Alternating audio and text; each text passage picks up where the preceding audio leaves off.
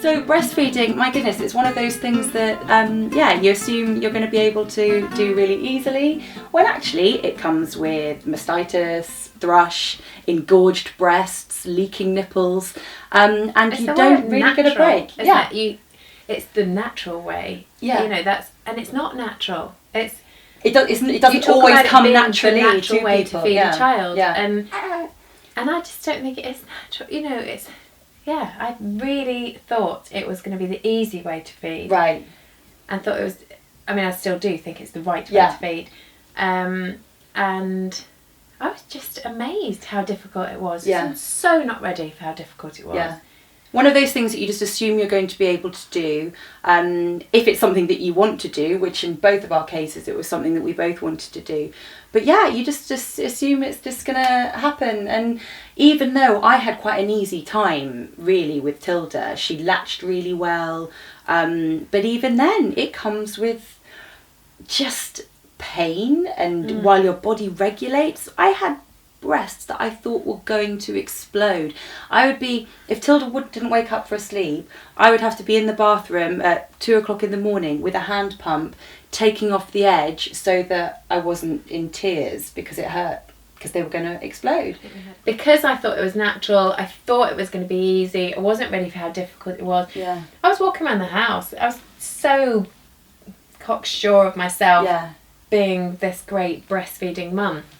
I was holding Rocco across my body like that, rather than more doing stuff and getting drinks out for myself, trying to show how amazing I was. And having the wrong positioning really made a difference. And I ended up having to go to Bosom Buddies and phone the NCT helpline at all hours of the day and the night. So what's going wrong? For help. And the really big thing was getting those pillows on my lap, getting him into the right position for him as well. For him as well. Because every baby's different as well. There's letting air in, which is then causing your baby to be colicky. There's everything you do that's not quite right is having a knock-on effect on you and your sleep and the baby and the baby's sleep. So I had the wrong cream, the wrong position, and it left me in an absolute mess. And I think I hit rock bottom that night at 3:00 in the morning, where a guy was saying, "You want to breastfeed. You've told me you want to breastfeed, and I'm not to let you go out and buy some bottles. I'm going to put this baby..." And me screaming, saying, I can't do anymore. I don't want the baby on my boob. And my, skin hanging off my nipples and cracked. And, really disastrous. Yeah. The only downside that I found I think that was the only thing that started to make me feel a little bit, just a little bit tied down to months in. I was like, wow, I haven't been anywhere on my own for such a long time. And I think that was probably the only downside to it, was that, because I had thought, oh, shall I express? And just because I got to a point where it was easy, I thought, why be faffing about with sterilising bottles? You did well and all with that expressing though, didn't you? You managed to do it. Well, yeah, but I only had a hand pump then, whereas this time I've got an electric one, and I have tried it already, and I can get an inch quite quickly. I think that's amazing. Yeah, so I am going to try and do it a bit more this time, just so I can do the odd thing. It's not like I want to be away from her in any way. I just might want to be able to do more than an hour. Second baby.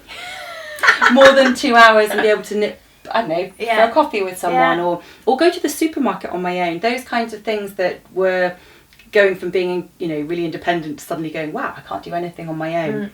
But other than that, those 2:00 morning feeds, as tired as you are really lovely. How did you feel like in public? Because I think we're on similar thoughts, in that women should be able to breastfeed wherever they want. But I'm someone that's always going to throw on my hooter hider when I'm out. I do. I have a bit of an issue with the flag waving mums who feel like they need everybody's attention in the cafe. Here I am breastfeeding. Whereas, the old chap on the table next to me, he doesn't want to see my boob out in Costa, so I would put this on. I don't want to show my boob either, and it, and the babies do get to a point where they're a bit older and they start, throwing this around, and you're like, I don't want everyone to see my boob. But, I personally believe that you should be able to breastfeed. Yeah. Wherever you are, you're feeding your child and you're doing the best thing for your child. And it is a natural thing to do. And I would have a massive issue with anyone who had a problem with a breastfeeding mum. But I have also seen the mums that literally pull down the top, completely expose their boob, stick the baby on, and then sit there proud as pie with themselves that they're, look at this, everybody. And great, well done, and that's you, and that's you. But you don't, Yes, big tick to breastfeeding, but big cross to just sharing your titage with everybody and anyone.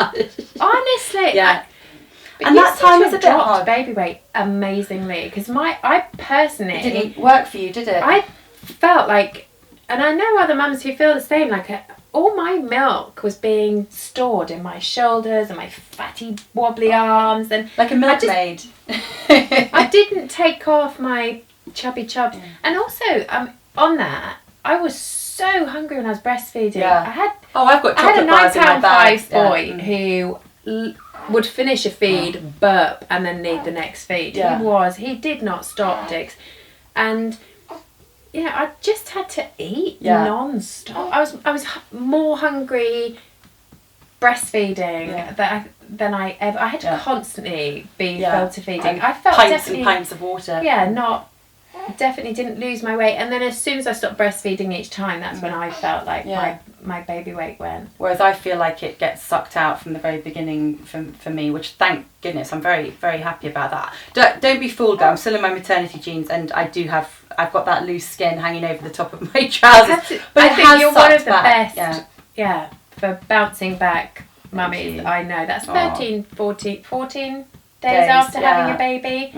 And your jeans are hanging off you. I think Katie's done a good job. Oh, yay me! Yeah, it doesn't last. Great. It does. Once some off the boob, it all kind of starts to come. Once the wine, it's the wine. Once the wine comes back into play, then suddenly, the calories go up. But on that note, we should wrap this one up. I think. And if you are trying to breastfeed, really good luck. And there is support out there. There's a lot of support. A lot more than there used to be. So you just got to find it. And if it is a bit further away, you just try and get to it, or at least there's people on the phone. There's support on the phone too. Try and get that support from your husband as well, and your friends or partner. If you have got a friend or your partner that you can say to, look, I really want to do this. I would have given up if Guy hadn't been there that time saying, you want to do this, you do not want to give up, and I think it's really important to have a supportive friend or a supportive partner who can really help you push through the tricky times. So, because it can be tough, and good luck with it. And we'll see you on the next video from Hey Mummy.